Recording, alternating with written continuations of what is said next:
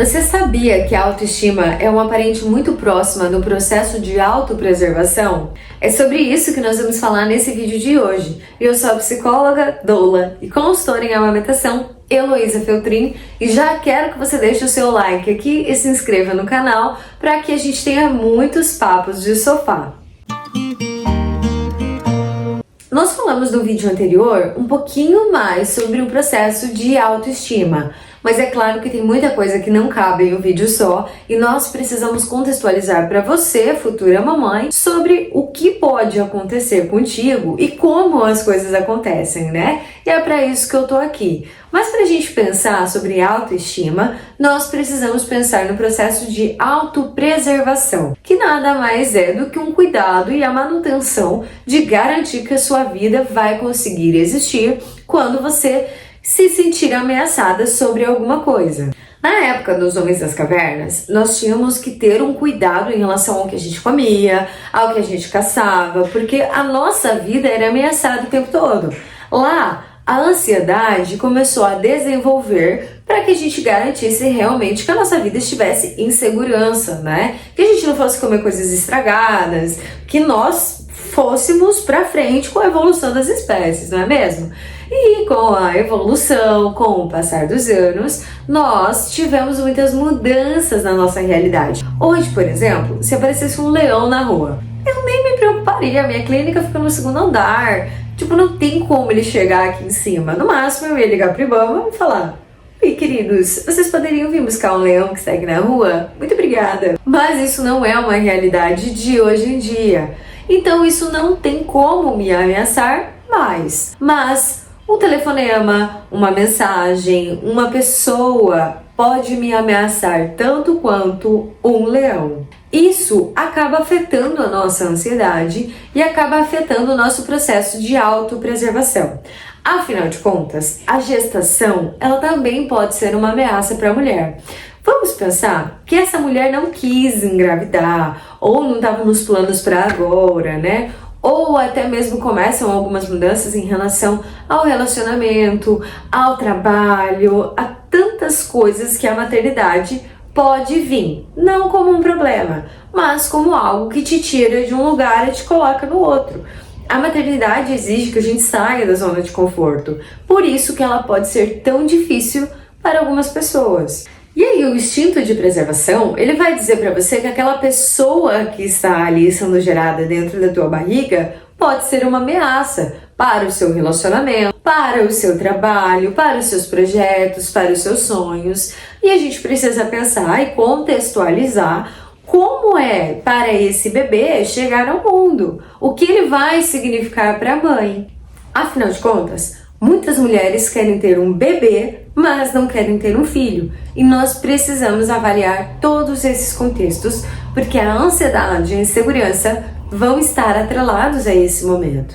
Então vamos pensar que a chegada do bebê, ele vem com muitas mudanças e muitas coisas novas. E naturalmente isso vai acontecer. É um novo bebê, é uma nova gestação, são novos processos e coisas que dentro da gestação nós não temos controle. Você tem controle daquilo que você ingere no teu corpo, daquilo que você faz, das suas escolhas, mas a gente nunca tem 100% de certeza das consequências que aquilo vai trazer. Nós temos um parâmetro, mas não uma certeza absoluta. E isso vai gerando insegurança e ansiedade para essa mulher que está no processo de gestar.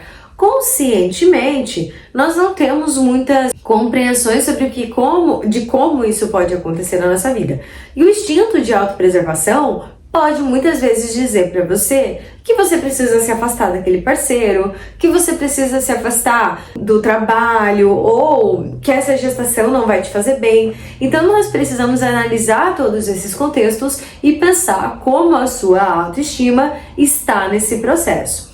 Mas o instinto de preservação também pode fazer com que você ame a sua criança, seja uma mãe maravilhosa, né?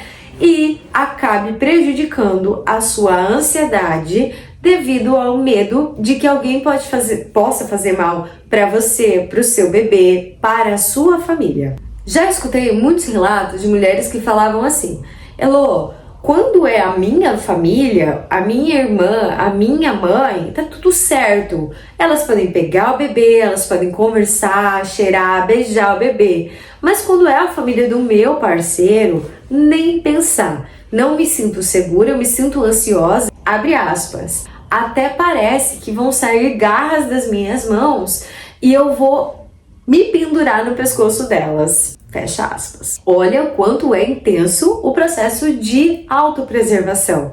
E ele vai acontecer. Mas ele acontece nesta forma para mulheres que não estão preparadas emocionalmente para viver esse processo. E que as ansiedades e as inseguranças estão falando muito mais alto do que realmente um processo de consciência sobre aquilo que está acontecendo dentro da vida delas. Existem momentos que sim, nós precisamos impor limites dentro das coisas da maternidade, né? Por exemplo, nós temos crianças que pegam sapinho. Sapinho é um tipo de vírus da herpes e pode sim acabar gerando feridas em volta das bochechas, feridas que podem se arrastar, por exemplo, no olho, nas mãos. E nós precisamos cuidar sim das nossas crianças porque elas não conseguem se defender sozinhas. Então, um cuidado e uma proteção sim é importante, né? Impor limites. E vou falar pra vocês, gente, tem muitas pessoas, muito parente, que é sem noção. E que vai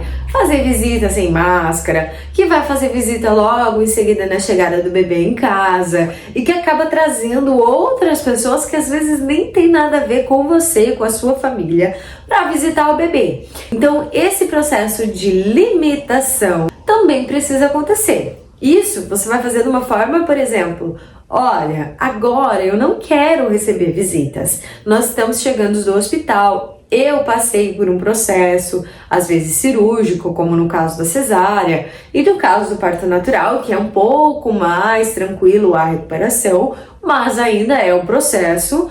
Eu não quero receber visitas, eu não estou disposta a receber visitas.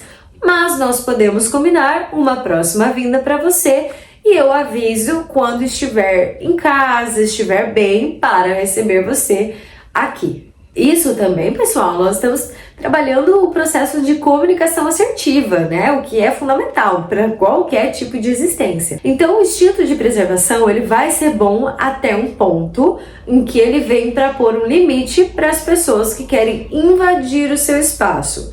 Mas a partir do momento que ele se torna ansiedade, única e exclusivamente, e te priva de certas coisas, a gente precisa analisar que talvez isso aqui não esteja tão saudável quanto deveria, mas isso é um assunto para o próximo vídeo. Te vejo lá, até logo!